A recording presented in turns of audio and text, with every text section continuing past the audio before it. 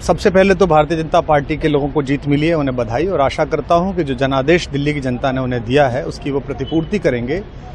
और वे सब आम आदमी पार्टी के लाखों करोड़ों कार्यकर्ता जो अन्ना आंदोलन से आए, जिनके बहुत ही निश्चल, निष्पाप और बड़े भारत की राजनीति को बदलने के सपने की हत्या एक निर्लज्ज, नीच, मित्रहंता, आत्ममुग्ध और चरित्रहीन व्यक्ति ने की, उसके प्रति तो क्या संवेदना। दिल्ली को उससे मुक्ति मिली। और मैं ये जानता हूं कि अब जो आम आदमी पार्टी में लोग बच गए थे सत्ता के लोभ में, लालच में, पदों के लिए, उस पैसे के चक्कर में, वे सब भी अब वापस जाएंगे, लौटेंगे, कुछ अपने व्यवसायों में लौटेंगे, कुछ पार्टियों में चले जाएंगे।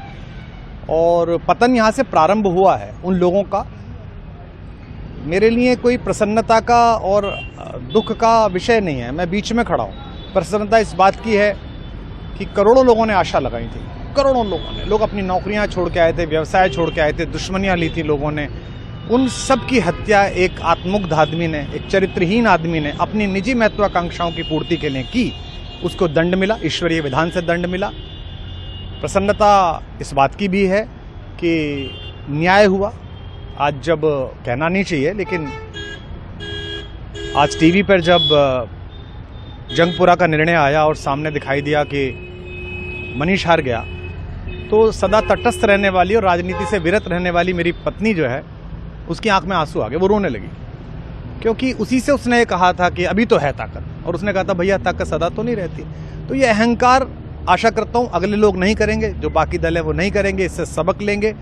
और दिल्ली के नागरिकों को मैं अच्छे शासन के लिए बधाई देता हूँ। अब भारतीय जनता पार्टी अपने नेतृत्व में सरकार बनाकर दिल्ली के जो दुख थे पिछले 10 वर्ष के, उन्हें दूर करे। और आम आदमी पार्टी के समस्त कार्यकर्ताओं को कहता हूँ कि आपने जिस किसी भी लोभ लालच में, सब कुछ जानते हुए एक ऐसे व्यक्ति के समर्थन में काम किया जिसने अपने मित्रों की पीठ में झुरा घोंपा, गुरु को धोखा दिया, अपने साथ कंधे से कंधा मिला के लड़ने वाली महिलाओं को अपने घर लाके पिटवाया, अपनी निजी सुख और साधन के लिए जनता का पैसा खर्च किया, अब उससे आशा लगानी छोड़ें, अब बाहर निकलें, अपना अपना जीवन देखें। मुझे राघवेंद्र सरकार राम की कृपा मिली, जिनका ये घर है, जिनकी कृपा से मैं यहाँ खड़ा हूँ। मुझ पर कृष्ण कृपा हुई कि मैं इस निर्लज्ज सर्कस से बाहर आ सका। मैं उन सब से भी अच्छे भविष्य की कामना करता हूँ कि वो कोई गंदगी ना फैलाएं कहीं भी, वो लौट जाएं अपने शिविरों में।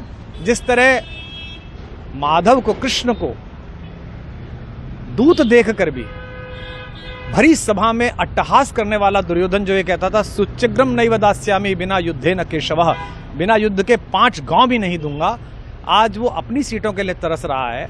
और मुझे पता है कि इस दुर्योधन का अंत भी टूटी हुई जंघा के साथ बड़ा ही दारुण होगा, और भारतीय राजनीति एक कलंकित अध्याय के रूप में इस बौने दुर्योधन को और इसके दरबार के तमाम शकुनियों को याद करेगी।